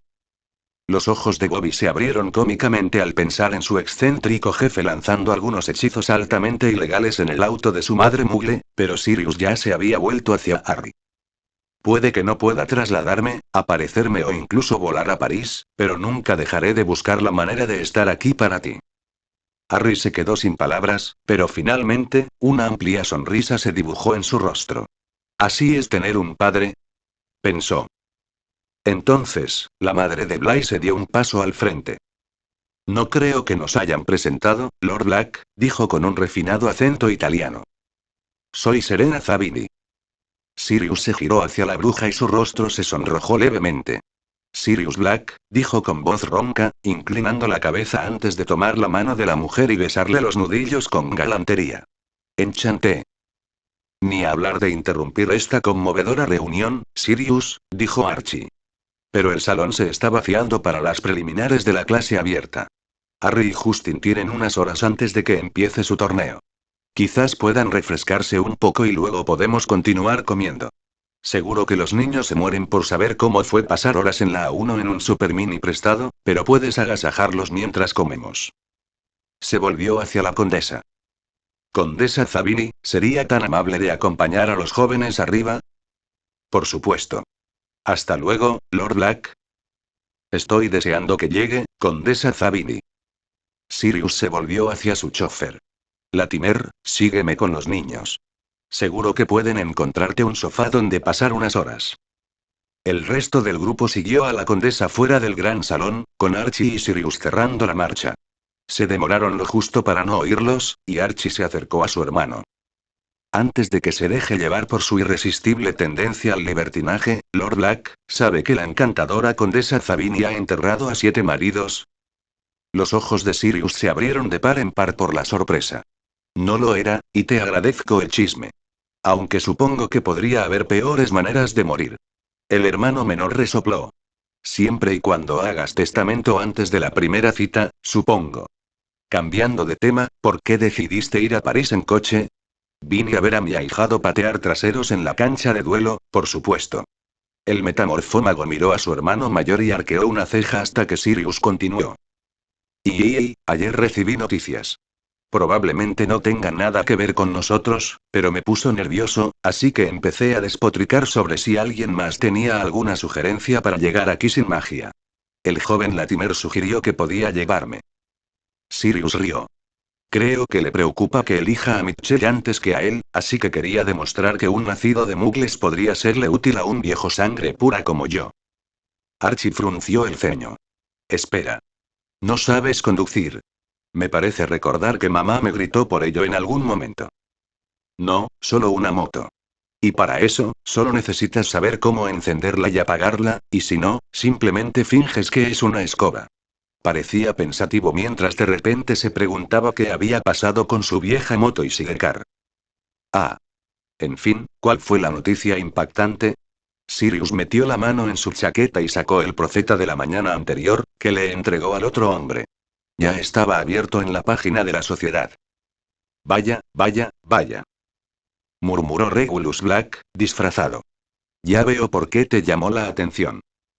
En la parte superior de la página había una conmovedora foto de su prima Narcisa, del brazo de Tiberius Not, con aspecto ligeramente aturdido. La ruborizada novia lucía radiante con su vestido de novia. Y el título debajo de la foto reveló que el nuevo Lord y Lady Not pasarían su luna de miel aquí en París. Durante el almuerzo en Sumerisles París, naturalmente, Sirius dio la noticia sobre el repentino nuevo matrimonio del expadre de Theo. Quizás fue lo mejor que Tiberio y Narcisa se casaran, bromeó Blaise. Así, solo 2 personas quedan atrapadas en un matrimonio horrible en lugar de 4. Debería mandarle una lechuza de Draco, dijo Justin. Cuando hablamos la semana pasada, no mencionó nada de esto. Creo que también fue una sorpresa para él. ¿Cómo está Draco?, preguntó Harry. Hace casi un año que no lo veo. Parece que está disfrutando de Durmstrang. Mejor que su último año en Hogwarts, al menos. Nada de serpientes gigantes petrificantes ni nada por el estilo. Pasó la primera mitad del verano en campamentos de entrenamiento de Quidditch, uno en Austria y luego otro en España. Dice que estará en el Mundial de Quidditch, eso sí. Harry asintió y luego miró a Theo, que estaba sentado a su izquierda. ¿Cómo estás afrontando la noticia? Theo se encogió de hombros. Me preocupa cómo afectará esto a Alex. Más allá de eso, solo espero que haya lesiones. Más tarde. Después del almuerzo, Harry y Justin regresaron al salón de baile para presenciar algunos de los duelos preliminares de la clase abierta, con Archie, Sirius y los Finch Fletchley como acompañantes. Los demás chicos salieron del hotel para una visita guiada a Le Quartier Magique, organizada por la condesa, mientras Bobby Latimer dormía plácidamente en la suite del hotel. Harry se propuso presenciar uno de los duelos de Fleur de la Cour, quien derrotó a su oponente con metódica eficiencia. No tenía forma de saberlo con certeza, pero sospechaba que la chica mayor podía dilatar sus percepciones. De ser así, sería la única persona que Harry había conocido con esa habilidad, además de Snape y Dumbledore. Ni siquiera Rufus Scrimgeour había aprendido a dilatar a pesar de su considerable habilidad en oclumancia, una tragedia en retrospectiva, ya que esa habilidad podría haberle salvado la vida en su batalla contra Rookwood y Pettigrew. Pero mientras Harry continuaba estudiando el estilo preciso y económico de Delacour, se puso rígido cuando un suave siseo proveniente del tatuaje en la parte superior de su espalda irrumpió en sus pensamientos. Maestro, siseó Mark. Uno que lleva la marca tenebrosa se acerca. Detrás de ti. Harry se giró con indiferencia hacia allí, preguntándose qué haría si Tiberius Not o Narcisa Blacknot acaso había conservado su apellido de soltera.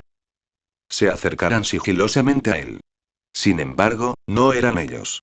Dado su encuentro previo con Albert Jaxley, Harry no se sorprendió demasiado al descubrir que el mortífago que Mark había detectado era el padre del chico, Corvan Jaxley, el señor de la casa Jaxley y el recién nombrado director del Departamento de Investigación Criminal. Lord Wilkes. Dijo el mortífago con cierta alegría. Creo que no nos han presentado formalmente. Soy Corvan Lord Jaxley. Es un honor conocerlo, señor, mintió Harry. Y lo felicito por su reciente ascenso. Gracias. Y, por supuesto, te felicito por tu ascenso al Wizengamot. ¿Ha habido alguna vez un señor tan joven como tú? No desde el siglo XVII, o eso me han dicho. Harry dirigió su atención a los dos jóvenes que estaban a ambos lados del mortífago, al más joven de los cuales Harry había vencido esa mañana. Albert Jaxley le había estrechado la mano superficialmente tras perder el partido 2-1, pero no habían hablado. Y, por supuesto, felicitaciones por la actuación de su hijo hoy. Espero con ansias nuestra revancha esta noche. Yo también, dijo Albert con frialdad. Pero ahora mismo vamos a ver competir a mi hermano. La atención de Harry se desvió hacia el otro chico. Giles Jaxley era un alumno de séptimo año de Durmstrang y competiría en la clase abierta, tras haber ganado el campeonato de novatos 2 años antes. Siéntase libre de unirse a nosotros, Lord Wilkes, añadió el anciano Jaxley. Estamos en territorio extranjero para esta competición. Los británicos tenemos que mantenernos unidos, ¿no? Por supuesto. Y hablando de compatriotas británicos, seguro que no necesito presentarles a Justin Finch Fletchley, el presunto heredero de la casa príncipe. Claro que no, dijo Jaxley con una sonrisa falsa. Sin duda, has causado una gran impresión en el Wizengamot, príncipe heredero. Espero que sea buena, dijo Justin con suavidad. Aunque no era legeremante, Justin era lo suficientemente buen estudioso de la naturaleza humana como para haber notado la leve repugnancia que cruzó fugazmente el rostro de Lord Jaxley al mencionar a la famosa sangre sucia que se había atrevido a reclamar un asiento en el Wizengamot, aunque solo fuera mediante una regencia. Además, el guardián mágico de Justin era Severus Snape, quien se había asegurado de identificar a todos los que servían en el Wizengamot y que habían escapado a la justicia por ser mortífagos con una débil defensa Imperius, uno de los cuales era el hombre que tenía delante. Además de haber sido maldecido por el misterioso y ficticio Marcellus Flump, Jaxley también había sido sometido al Imperius por Berit Selwyn, el antiguo heredero Selwyn, quien confesó haber usado imperdonables para sobornar a varios miembros de la extensa familia Selwyn para que se unieran a los mortífagos. Tras su confesión y condena, Berit se quitó la vida en una celda del ministerio antes incluso de ser trasladado a Azkaban. Tras unos momentos de charla informal, los Jaxley se marcharon al siguiente partido de Giles. Justin se inclinó hacia Harry. Así que, entre nosotros, Jaxley es un ex. ¿Sabes? Sí. El Hufflepuff asintió. Estoy bastante seguro de que fue la primera vez desde que reclamé mi heredero que vi a un sangre pura mirándome como si fuera algo que pudiera sacarse del zapato. Casi había olvidado lo que se sentía. Harry se rió entre dientes, y luego él, Justin y Archie siguieron a los Jaxley. Después de todo, pensó Harry, nunca estaría de más estudiar el estilo de lucha de alguien. Especialmente de alguien que podría intentar matarte algún día. Esa noche. El torneo de la clase novata comenzó puntualmente a las 7, con la mitad superior de los duelistas cabezas de serie estableciendo rápidamente su dominio en cada ronda al mejor de 5.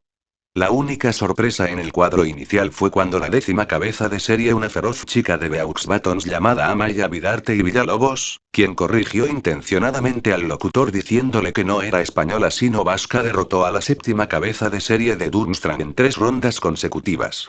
Harry notó que la chica de Delacour estaba entre la multitud de estudiantes de Beaux Batons que la animaban. Si bien Harry respetaba la agresividad de Villalobos, aún así la derrotó casi con la misma facilidad con la que había derrotado al 16º cabeza de serie que vio primero, un presumido chico americano rico cuyo nombre Harry ya había olvidado. Justin también lo había hecho excepcionalmente bien, ganando su primera ronda con facilidad y luego derrotando al tercer clasificado, un chico de Beaux Batons llamado Rolf Scamander. Harry no sabía si Rolf era pariente del famoso Newt Scamander, pero sí reconocía varios de sus maleficios y maldiciones gracias a los manuales de entrenamiento de Aurores que Ojo Loco Modi le había dado. A pesar de haber recibido una formación excelente, Rolf no pudo atravesar el magistral escudo abierto de Justin. Desafortunadamente, las esperanzas de Harry de una final solo para Hogwarts se vieron frustradas cuando Justin se enfrentó a Albert Jaxley en la semifinal. El estudiante de Durmstrang no solo era un duelista despiadado, sino también astuto. Reconociendo la poderosa habilidad defensiva de Justin, Jaxley se centró en hechizos diseñados para eludir a Aberto, como aviso pugno o simplemente incendio. Este último se encontraba en el límite de lo que se consideraba una maldición permitida para novatos. Aberto no podía usarse para detener una bandada de pájaros mejor que una llamarada, y Justin perdió 2-1. 40 minutos después, llegó la hora del último combate de la noche, el combate por el campeonato entre Harry y Albert Jaxley. Ambos competidores habían estudiado bien a sus oponentes, pero Harry tenía la ventaja de haber visto cómo el estudiante de Durmstrang había derrotado a Justin. El primer asalto fue para Harry cuando Jaxley envió una bandada de pájaros a atacarlo. Harry activó con calma su escudo Vestamentarum antes de abrirse paso con audacia entre la bandada para alcanzar a su impactado oponente con una ráfaga de aturdidores. Pero el segundo asalto fue para Jaxley, quien desencadenó una serie de brillantes fuegos artificiales para oscurecer la vista de Harry. Cuando su visión se aclaró, Harry se sorprendió al ver que su oponente había desaparecido. Al instante, Harry se dio cuenta de que Jaxley se había desilusionado y, por reflejo, lanzó el encantamiento supersensorial para intentar localizar a su oponente. Pero eso era lo que Jaxley había contado, e inmediatamente desencadenó una segunda ronda de fuegos artificiales para ensordecer temporalmente a Harry antes de rematarlo con un hechizo de rechazo. En la tercera ronda, Jaxley se envalentonó e intentó el mismo truco de nuevo.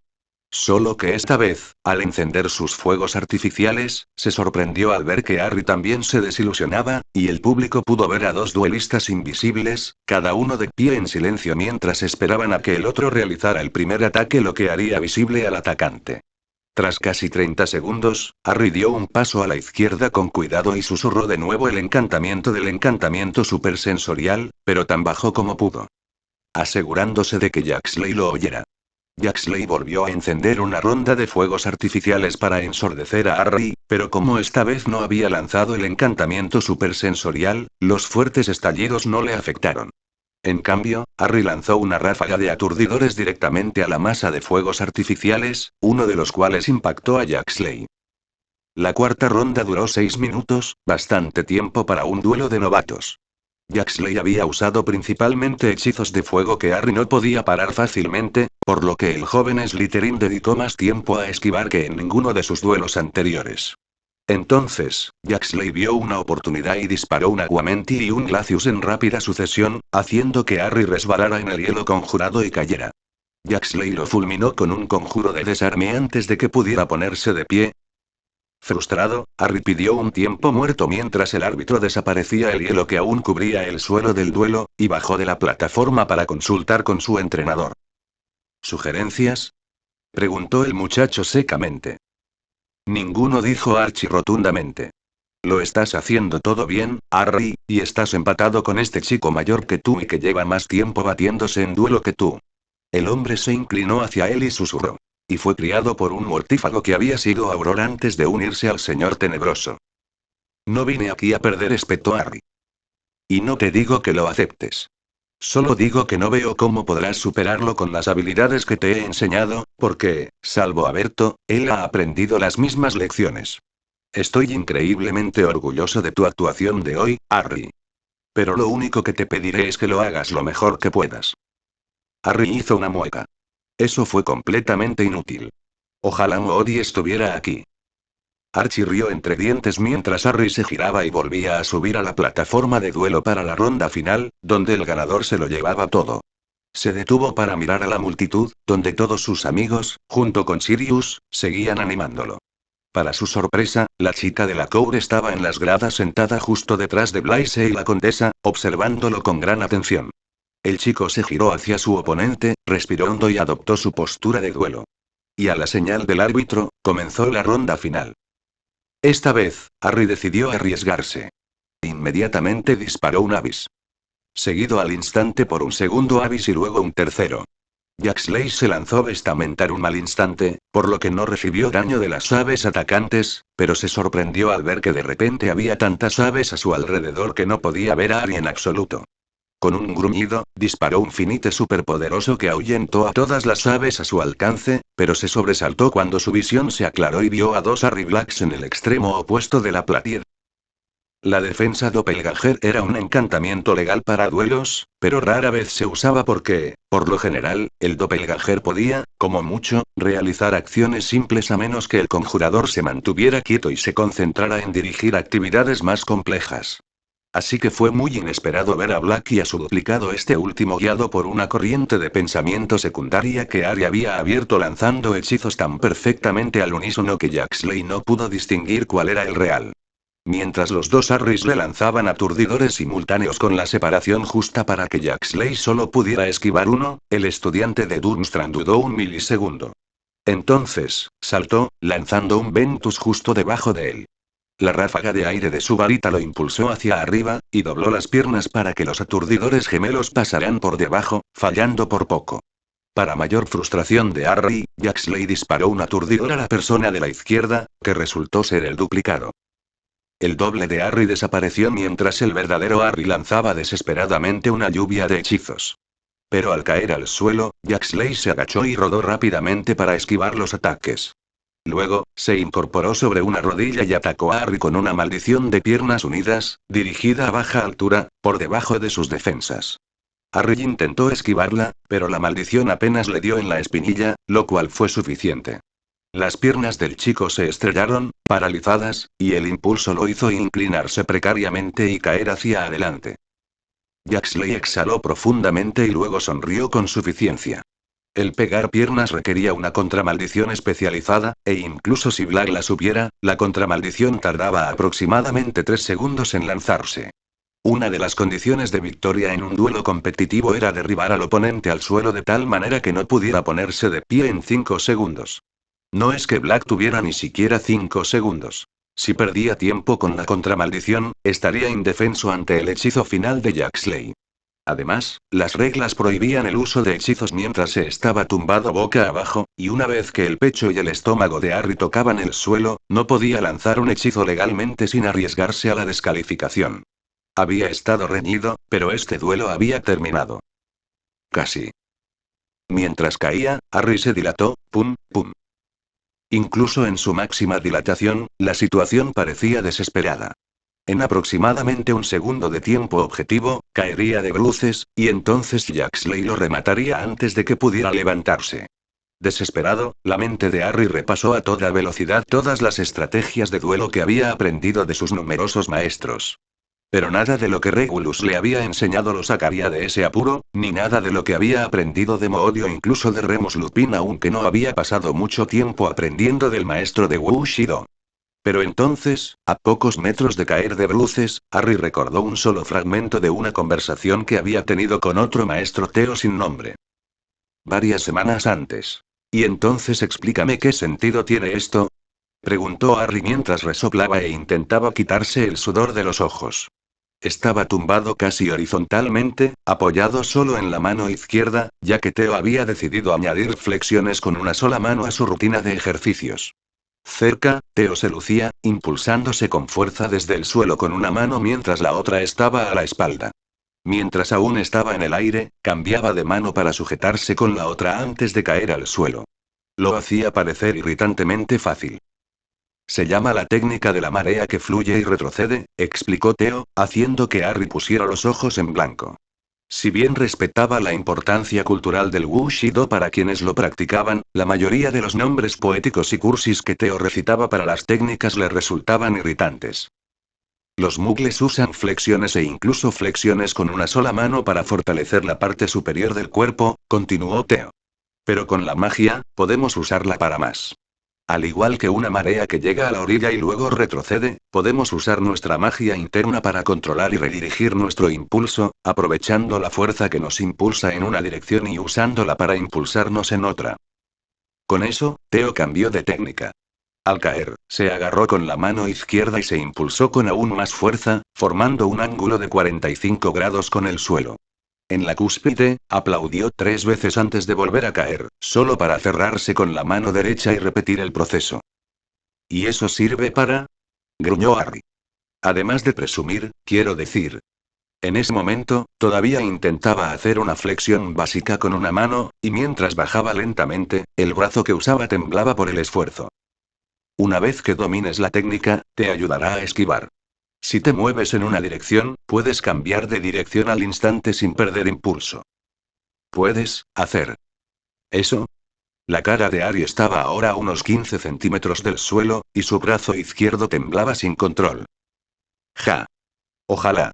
Remus dijo que probablemente me llevará un año o más de práctica antes de poder usar mareas fluyentes y retrocede en una pelea o algo así. Harry no respondió. En cambio, con un fuerte gruñido, se impulsó con todas sus fuerzas con la mano izquierda y luego intentó cambiar de mano antes de volver a bajar. Falló. ¡Ay! Exclamó el chico al caer de cara, algo doloroso. Con un fuerte suspiro, se incorporó hasta quedar sentado. De acuerdo, Theo. Admito que esto probablemente tenga algún beneficio a largo plazo. Y Merlin sabe que necesito estar en mejor pie. Pero en serio, te pagaré 100 galeones si alguna vez me encuentro en una situación en la que hacer una flexión con una sola mano me suponga la más mínima ventaja. Ahora. Y, a decir verdad, Harry aún no dominaba el arte de las flexiones con una sola mano al estilo Muggle, y mucho menos hacerlas con la fisicalidad aumentada mágicamente que Theo apenas empezaba a desarrollar. Pero por fin había aprendido a sostenerse con una mano, que, por el momento, era todo lo que necesitaba. El Slytherin interrumpió la dilatación e inmediatamente abrió una segunda corriente de pensamiento. Una de sus mentes tomó el control de su brazo izquierdo, haciéndolo girar para que Harry pudiera sujetarse con la mano izquierda antes de que tocara el suelo. Su otra mente tomó el control del brazo de su varita e inició los movimientos de varita para un conjuro de desarme, incluso mientras ese brazo giraba hacia su oponente. Mientras el brazo izquierdo de Harry se estiraba para mantener su cuerpo lo suficientemente lejos del suelo como para que el lanzamiento de hechizos fuera legal, su brazo derecho apuntó repentinamente con su varita directamente al sobresaltado Albert Jaxley, quien había asumido que el combate ya estaba ganado. Expelliarmus. Jaxley intentó esquivarlo, pero fue demasiado tarde. El hechizo lo golpeó con tanta fuerza que lo derribó al suelo, al tiempo que hacía volar su varita. 3-2. Ronda y partido para las negras. Gritó el árbitro mientras el público enloquecía con la extraordinaria victoria de Harry. El propio Harry parecía asombrado por haber conseguido la victoria, y durante unos segundos no notó el repentino dolor en su brazo izquierdo. Pero entonces, recobró el sentido y se apuntó las piernas con la varita para lanzar la contramaldición antes de ponerse de pie. Se dirigió al centro de la cancha y esperó a que Albert Jaxley lo alcanzara. Para sorpresa de Harry, el otro chico parecía más asombrado que enfadado por su inesperada derrota. ¿Qué demonios fue ese último movimiento?, preguntó Jaxley mientras estrechaba la mano de Harry. Harry se encogió de hombros con indiferencia. Oh, es algo que se me ocurrió en ese momento, dijo con una sonrisa. Jaxley lo miró con extrañeza, pero no dijo nada. Cuando el árbitro se unió a ellos y levantó el brazo de Harry, el Slytherin buscó con la mirada a sus amigos entre la multitud. La mayoría vitoreaba con entusiasmo, pero notó que Theo simplemente estaba de pie con los brazos cruzados y una expresión de suficiencia. Sí, pensó Harry, ganar es bueno, pero lo malo es que Theo nunca dejará de oír esto. Además, le debo 100 galeones. Notas. No fue muy bueno de parte de Dios permitir que Carlyle y la señora Carlyle se casaran entre sí, y así hacer que solo 2 personas fueran miserables y no 4 fue una famosa frase de Samuel Butler, adaptada para su uso por nuestro Blaise.